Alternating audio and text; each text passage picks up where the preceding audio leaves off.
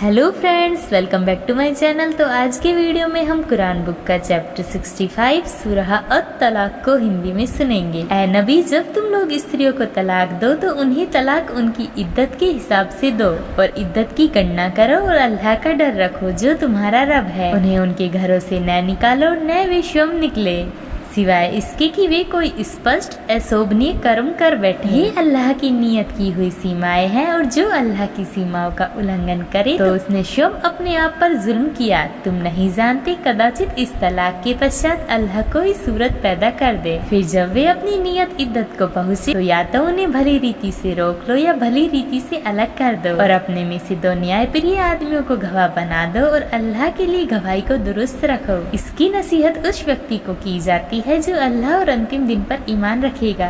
उसके लिए वह परेशानी से निकलने की राह पैदा कर देगा और उसे वहाँ से रोजी देगा जिसका उसे गुमान भी न होगा।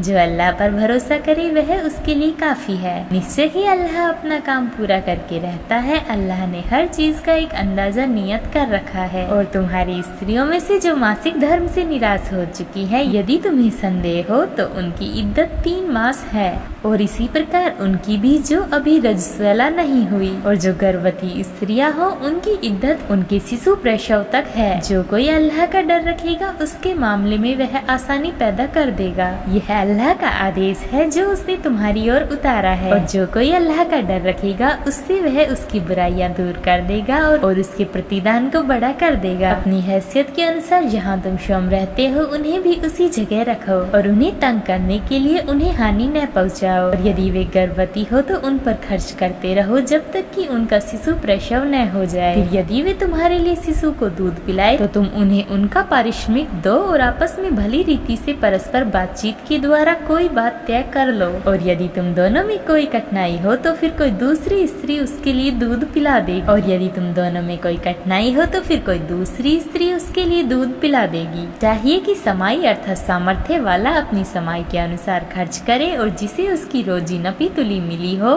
तो उसे चाहिए कि अल्लाह ने उसे जो कुछ भी दिया है उसी में से वह खर्च करे। जितना कुछ दिया है उससे बढ़कर अल्लाह किसी व्यक्ति पर जिम्मेदारियों का बोझ नहीं डालता। जल्द ही अल्लाह कठिनाई के बाद आसानी पैदा कर देगा। कितनी ही बस्तियां हैं जिन्होंने रब और उसके रसूलों के आदेश के मुकाबले में सरकशी की तो हमने उनकी सख्त पकड़ की और उन्हें बुरी यातना दी। अतः उन्होंने अपने किए के बवाल का मजा चख लिया और उनकी कार्यनीति का परिणाम घाटा ही रहा। अल्लाह ने उनके लिए कठोर यातना तैयार कर रखी है। अतः ए बुद्धि और समझ वालों जो ईमान लाए हो, अल्लाह का डर रखो। अल्लाह ने तुम्हारी ओर एक याद दहानी उतार दी है, अर्थात एक रसूल जो तुम्हें अल्लाह की स्पष्ट आयतें पढ़कर सुनाता है ताकि वह उन लोगों को जो ईमान लाए और उन्होंने अच्छे कर्म किए अंधेरों से निकालकर प्रकाश की ओर ले आए। जो कोई अल्लाह पर ईमान लाए और अच्छा कर्म करे उसे वह ऐसी बागों में दाखिल करेगा जिसके नीचे नहरें बह रही होंगी। ऐसे लोग उनमें सदैव रहेंगे। अल्लाह ने उनके लिए उत्तम रोजी रखी है।